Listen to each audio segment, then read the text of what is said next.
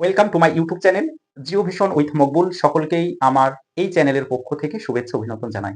আজকে যে বিষয়ের খুবই গুরুত্বপূর্ণ আপডেট আপনাদেরকে জানাতে চলেছি তা হলো এসএসসির নতুন বিজ্ঞপ্তি কবে আসছে, এই বিজ্ঞপ্তিতে নতুনরা কি আবেদন করতে পারবে, নতুন বিজ্ঞপ্তিতে কত ভ্যাকেন্সি থাকতে পারে, 2016 সালে যোগ্য প্রার্থীদের ক্ষেত্রে কি পরিবর্তন আসছে, কারা কারা আবেদন করতে পারবেন, সবকিছুই আজকের এই ভিডিওতে আলোচনা করতে চলেছি।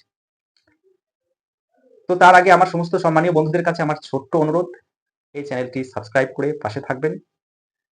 তো আমরা দেখেছি বা অনেকেই জেনে গেছি যে এই 2025-এর যে বিজ্ঞপ্তি এসএসসি নিয়ে আসছে সেক্ষেত্রে নতুনরা কি বসতে পারবে, এই নিয়ে কিন্তু বিতর্ক তুঙ্গে।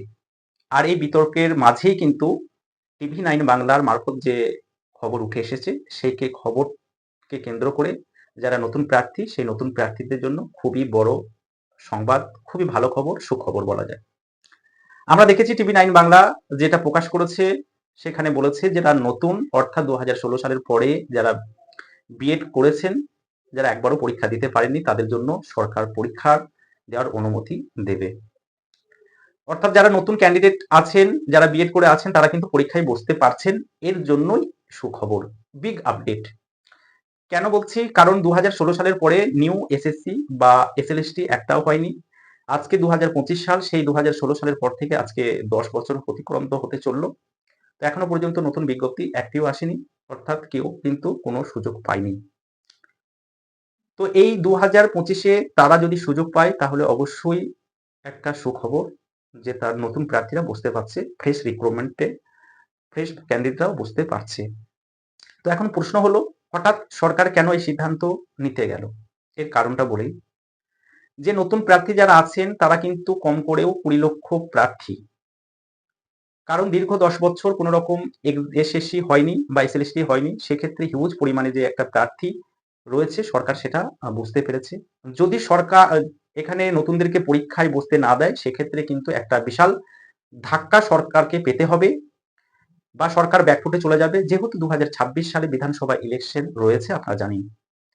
তাই এছাড়াও কিন্তু আরো একটি দিক খোলা আছে, যারা নতুন প্রার্থী ফ্রেশ ক্যান্ডিডেট বিএড করে বসে আছেন সেই সমস্ত প্রার্থীরা কিন্তু ক্যালকাটা হাইকোর্টে চলে যাবে তাদেরকে বসার জন্য, নতুন করে কোর্ট কেস করবে। তাই সরকার সবকিছুকে বোঝার চেষ্টা করছে এবং নতুনদেরকে যে পরীক্ষা অংশগ্রহণের জন্য যে অনুমতি সেটা দিতে চলেছে।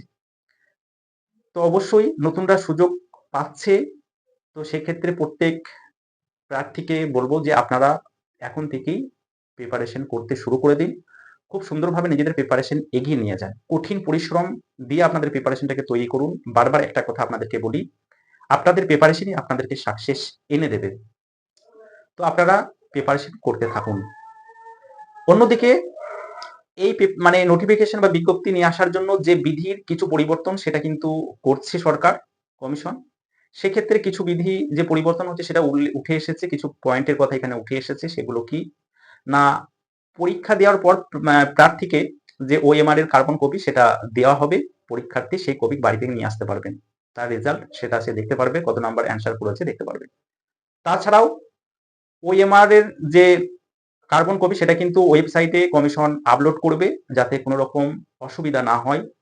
এই দুর্নীতির বিভিন্ন মারফত যেগুলো উঠে এসেছে সেগুলোতে যেন অসুবিধা সৃষ্টি না করে, তার জন্যই এই পদক্ষেপ। কিছু বিধির যে পরিবর্তন সেটা উঠে আসছে। ওএমআর এর সংরক্ষণ সেটাকেও কিন্তু 10 বছর করবে। এই সমস্ত বিধিতে কিছু পরিবর্তন সরকার নিয়ে আসছে, কমিশন নিয়ে আসছে। তো সেক্ষেত্রে আমরা জানি যে বিভিন্নভাবে আমরা নাম্বার জানতে চাই, তার জন্য আরটিআই করি, ইত্যাদি ইত্যাদি বিভিন্ন কোর্ট কেস হয়। এই সমস্ত কিছুকেই এড়াতে কিন্তু আজকের এই বিধির পরিবর্তন সরকার করছে, বিশেষ করে দুর্নীতিকে এড়াতে। তো অবশ্যই এটা ভালো দিক, খুব দ্রুত বিধি তৈরি হোক, তার যে গেজেট সেটা আসুক এবং নোটিফিকেশন সেটা আগামী মাসে যেন খুব দ্রুতই চলে আসে। তাহলে বিধি সংক্রান্ত কয়েকটি পয়েন্ট উল্লেখ করলাম। এরপরে আসি যে ভ্যাকেন্সি, সিট সংখ্যা কত আসবে, যেটা জানা যাচ্ছে যে এই নতুন প্রার্থীদের সুযোগ দেওয়া এবং যারা 2016 সালের যারা পরীক্ষার্থী ছিলেন বা যোগ্য শিক্ষকরা ছিলেন তাদেরকেও যে পরীক্ষায় বসতে হবে, হবে না তা নয়, বসতে হবে। তো সেই সমস্ত প্রার্থীদের কথাও ভেবেও কিন্তু যে একটা ভ্যাকেন্সি বৃদ্ধি সেটা সরকারকে করতে হবে, তার জন্য ভ্যাকেন্সি চেয়ে পাঠিয়েছে। অবশ্যই সিট কত থাকছে বা কত মানে দেওয়া হবে সেটা পরবর্তী আপডেট আপনারা পাবেন।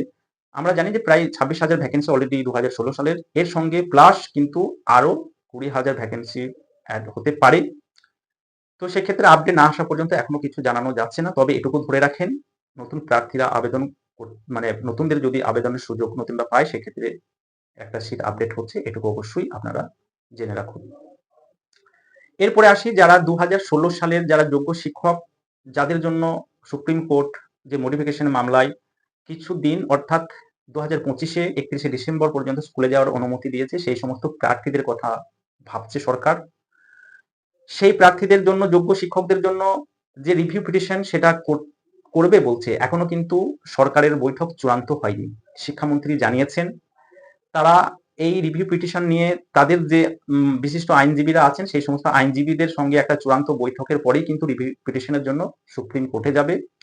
যদি সুপ্রিম কোর্ট এই রিভিউ পিটিশনকে গ্রহণযোগ্যতা পায়, বা সুপ্রিম কোর্টে যদি এই রিভিউ পিটিশনের মাধ্যমে নতুন কোনো রায় আসে যে যোগ্য শিক্ষকদের আর কোনো রকম পরীক্ষা দিতে হবে না, সেক্ষেত্রে কিন্তু অবশ্যই যোগ্য শিক্ষকদের ভালো সংবাদ উঠে আসবে, ভালো খবর উঠে আসবে। আমরা প্রত্যেককেই চাই যোগ্য শিক্ষক শিক্ষিকা যারা আছেন তারা অবশ্যই সসম্মানে বিদ্যালয়ে ফিরে যাক।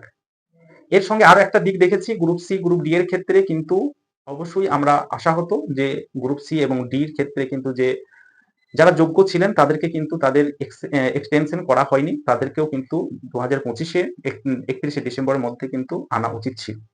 তো যাই হোক, সুপ্রিম কোর্টের জাজমেন্ট, সেটাকে মানতে হবেই। মহামান্য সুপ্রিম কোর্টের অর্ডার আছে, সেটার উপর কোনো রকম কথা হবে না। এরপরে বলি যে এই সরকার আদেও মানে কি রিভিউ পিটিশনের জন্য ভাববে? তো দেখা যাক রিভিউ পিটিশন আদেও সরকার করে কিনা। সুপ্রিম কোর্ট এর গ্রহণযোগ্যতা কতটা দেয় সে বিষয়ে আগামীতে আপডেট উঠে আসবে। তো সেক্ষেত্রে অবশ্যই আমাদেরকে কিছুদিন আর ওয়েট করতে হবে। এরপরে আসি যে রাজ্যের ওবিসি কেস, অনেকেই প্রশ্ন করছেন বা আমাকে বলছেন যে ওবিসি কেস রয়েছে, সেক্ষেত্রে ফ্রেশ রিক্রুটমেন্ট কিভাবে সম্ভব? তো আপনাদের এই বিষয়ে কয়েকটি কথা বলি। আমরা জানি ক্যালকাটা হাইকোর্টের যে ডিভিশন বেঞ্চে যে রায় সেখানে উল্লেখ করেছিল, সেখানে বলেছিল 2010 সালের পর যে সমস্ত ওবিসি কার্ড রাজ্যের তরফ থেকে, মানে 2010 সালের পরে যে সমস্ত সম্প্রদায়কে রাজ্য তাদের ওবিসি তালিকাভুক্ত করেছেন, সেই সমস্ত ওবিসি গুলো কিন্তু বাদ হবে 2010 সালের পরে। কিন্তু 2010 সালের আগে মন্ডল কমিশনের মাধ্যমে যে সমস্ত ওবিসি গুলো আছে তারা কিন্তু তাদের কিন্তু বৈধ থাকবে। অর্থাৎ হাইকোর্টে ডিভিশন বেঞ্চ কখনোই বলেনি যে ওবিসি রায় যতক্ষণ না তাদের ওবিসি রায়কে কেন্দ্র করে কোনো রকম নিয়োগ প্রক্রিয়া চালাতে পারবে না, রাজ্য সরকার এই কথা কিন্তু কখনোই বলেনি। অর্থাৎ রাজ্য সরকার তাদের রিক্রুটমেন্ট প্রসেস চালাতে পারে, রিক্রুটমেন্ট প্রক্রিয়া চালাতে পারে শুধুমাত্র 2010 সালের পরে যে সমস্ত ওবিসি গুলি বাতিল হয়েছে, সেই সমস্ত সম্প্রদায়গুলিকে ওবিসির আওতায় নিয়ে আসা যাবে না, তাদেরকে জেনারেল ক্যাটাগরিতে কিন্তু আবেদন করতে হবে। আর এদিকে মহামান্য সুপ্রিম কোর্টের সম্মানীয় বিচারপতির বেঞ্চ যে রায় দিয়েছেন যে 31শে ডিসেম্বর 2025-এর মধ্যেই নিয়োগ প্রক্রিয়াকে কমপ্লিট করতে হবে এবং 31শে মের আগে কিন্তু নোটিফিকেশন সেটা দিতে হবে। এ কথা মাথায় রেখে আমাদের রাজ্য সরকার দ্রুতই নোটিফিকেশন নিয়ে আসবে। ওবিসি মামলা কোনো রকম প্রভাব ফেলবে না আশা করি। তো প্রত্যেকেরই কাছেই অনুরোধ যে আপনারা আপনাদের প্রিপারেশনের জন্য রেডি হয়ে যান, প্রিপারেশন করতে শুরু করে দিন। সেটা মানে non teaching group C group D হতে পারেন, অথবা 9, 10, 11, 12 হতে পারেন। তো যারা শিক্ষকের জন্য অ্যাপ্লাই করবেন তারাও মানে খুব সুন্দরভাবে প্রিপারেশন করেন, কারণ হিউজ পরিমাণে যে কম্পিটিশন সেটা হতে চলেছে। আর একটা কথা, যে 2016 সালে যে সমস্ত যোগ্য প্রার্থীরা ছিলেন তাদের অবশ্যই একটা অগ্নি পরীক্ষা হতে চলেছে। কেন এই অগ্নি পরীক্ষা? কারণ যদি তাদের রিভিউ পিটিশনে কোনো রকম ভালো খবর উঠে না আসে, তাহলে সেই সমস্ত প্রার্থীদের কিন্তু নতুন প্রার্থীদের সঙ্গে যে পরীক্ষা, সেই পরীক্ষা দিতে হবে।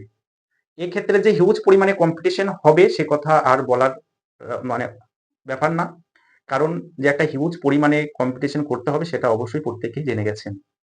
যে সময়ে 2016-র যে সমস্ত প্রার্থীরা সেই সময় যখন রিক্রুটমেন্টের অংশগ্রহণ করেছিলেন, সেই সময় কিন্তু একটা কম্পিটিশন খুবই কম ছিল, কারণ আমরা জানি সেই সময় নন টেন প্রার্থীদেরকে পরীক্ষায় বসতে দেয়নি। সেক্ষেত্রে তাদের যে একটা পরীক্ষার্থীর সংখ্যা সেটা 1,90,000 কাছাকাছি ছিল। সেক্ষেত্রে তাদের যে কম্পিটিশন সেটা কম ছিল। কিন্তু বর্তমানে কি হলো? বর্তমানে হিউজ যে একটা কম্পিটিশন সেটা দেখা যাবে। সেই জন্য এই 2016 সালে যে সমস্ত প্রার্থীরা যোগ্য শিক্ষক শিক্ষিকা আছেন তাদের জন্য অবশ্যই এবং সি এবং ডি কর্মী যারা আছেন নন টিচিং, সেই সমস্ত প্রার্থীদের কিন্তু একটা অগ্নি পরীক্ষা বলাই চলে। নতুন করে নিজেদের যোগ্যতাকে অর্জন করে স্কুলে ফিরতে হবে। এটুকু বলতে পারি, যে সমস্ত যোগ্য শিক্ষক শিক্ষিকা non teaching group C D আছেন, অবশ্যই তিনারা তাদের যোগ্যতা অর্জন করবেনই। একটা মেন্টালি যে কনফিডেন্স বা মেন্টালি সাপোর্ট, সেটা আপনারা নিতে শুরু করুন এবং যে প্রিপারেশন সেটাও আপনারা শুরু করে দিন। তো এই ছিল আজকের কিছু গুরুত্বপূর্ণ ইনফরমেশন বা আপডেট আপনাদেরকে জানালাম। যে ভ্যাকেন্সি সেটা বৃদ্ধি হচ্ছে, রিভিউ পিটিশনে যাবে সে কথা শিক্ষামন্ত্রী বলছেন, কিন্তু আপাতত কি হবে পরবর্তীতে সেটাই উঠে আসবে। আর গুরুত্বপূর্ণ যেটা বললাম, নতুন প্রার্থীরা আবেদন করতে পারবেন 9, 10, 11, 12 সিইটি, কোনো রকম সমস্যা থাকছে না আজকের টিভি9 বাংলার যে আপডেট, সে আপডেট অনুসারে। তো এই ছিল সংক্ষিপ্ত আপডেট। আপনারা প্রত্যেকেই ভালো থাকুন, সুস্থ থাকুন। ধন্যবাদ প্রত্যেককে।